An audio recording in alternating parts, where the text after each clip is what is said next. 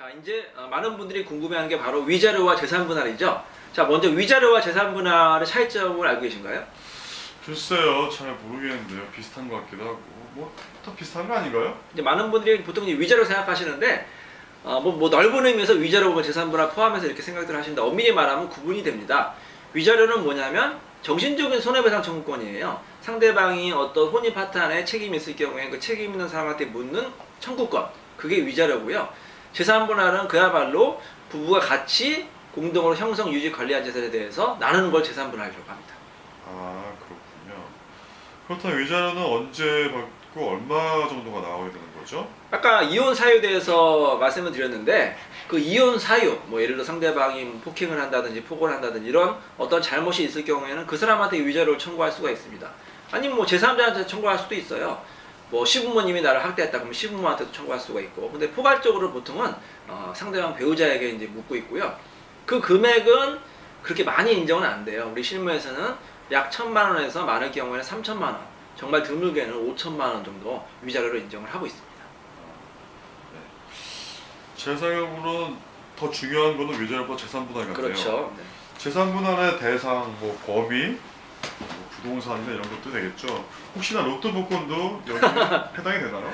예, 일단 재산분할이 뭐냐면 부부가 같이 공동으로 혼인한 이후에 어떤 만든 재산에 대해서 아니면 유지 관리한 재산에 대해서 이혼할 때 나누는 거예요. 그러면 이제 기여도에 따라서 나누게 되는데, 먼저 어떤 재산이 재산분할의 대상이 되느냐?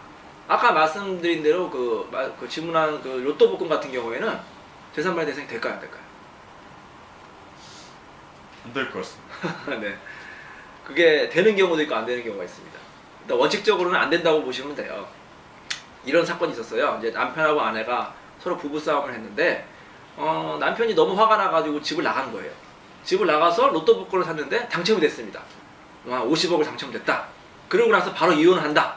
그 경우에 아내가 재산분할 청구할 수 있을까요? 안 되는 것이죠. 왜? 아내가 기여한 게 없잖아요. 그럴 경우는 안 되고, 근데 이럴 경우에 될 수가 있어요. 예를 들어서 아내가 번호를 알려준 거예요. 그리고 로또 복권을 사오라고 돈을 준 경우에 남편이 가서 사왔다. 이 경우에는 둘 다 기여도가 있잖아요. 그럴 경우에는 재산분할 대상이 될 수가 있어요. 이렇게 기여도가 있느냐 없느냐에 따라서 재산분할 대상이 될 수도 있고 안 될 수도 있어요. 그래서 우리 실무에서는 원칙적으로 결혼한 이후에 어떤 재산이 마련했다, 뭐 집이라든지 뭐 예금이라든지 주식이라든지 이렇게 결혼한 이후에 증가된 모든 재산에 대해서는 원칙적으로 다 재산분할 대상이 될 수가 있습니다. 근데 이런 경우 어떨까요?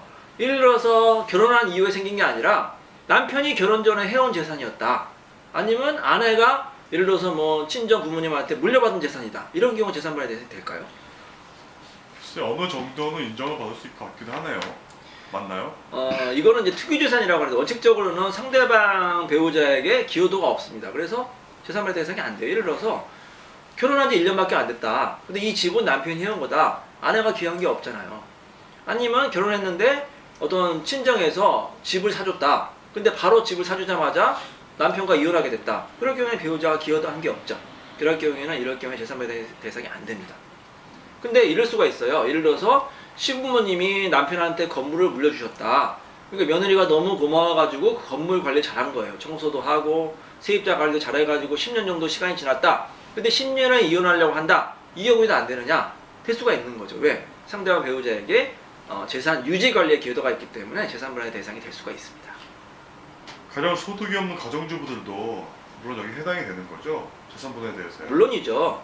가정주부 같은 경우에도 재산분할에 기여도가 있습니다. 이런 기여도가 있어요. 집에서 살림을 잘하고 그 다음에 가정을 잘 지키고 아이를 잘 키웠기 때문에 남편이 밖에 가서 열심히 일을 한 거잖아요. 그렇기 때문에 우리 가정주부 같은 경우에도 이 재산분할의 기여도가 인정이 되고 있고요. 그럼 얼마나 받을 수가 있느냐? 예전에는 가정주부 같은 경우에는 30% 내외, 최근에는 한 40에서 50%까지 재산분할을 인정을 하고 있습니다. 근데 이제 이건 일률적으로 다 50%가 아니고요. 그 혼인 기간이라든지 재산의 그 규모에 따라서 50%가 될 수도 있고 40%가 될 수도 있고, 그거는 이제 실무에 따라서 약간 변동이 생길 여지는 있습니다. 근데 만일 판결이 난 후에도 상대방 배우자가 재산을 주려고 하지 않고 그걸 빼돌린다거나 뭐 이렇게 한다거나 하면은 받을 수가 없는 거 아닌가요? 어떻게 해야 되죠? 그게 또 중요한 문제를 지적을 해주셨는데요. 실컷 재판을 했는데 이겨놨다. 근데 막상 돈을 달라고 하니까 상대방이 돈이 없다는 거예요. 왜? 돈을 다 빼돌린 거죠. 재산을 다 뭐 지인 이름으로 돌려놨다든지 아니면 현금화해 가지고 숨겨놨다. 그럴 경우에는 집행이 안 되잖아요. 그럴 경우에는 반드시 재판 전에 아니면 재판과 동시에 해야 될 것이 있습니다. 그거 뭐냐면 재산을 묶어두는 거예요.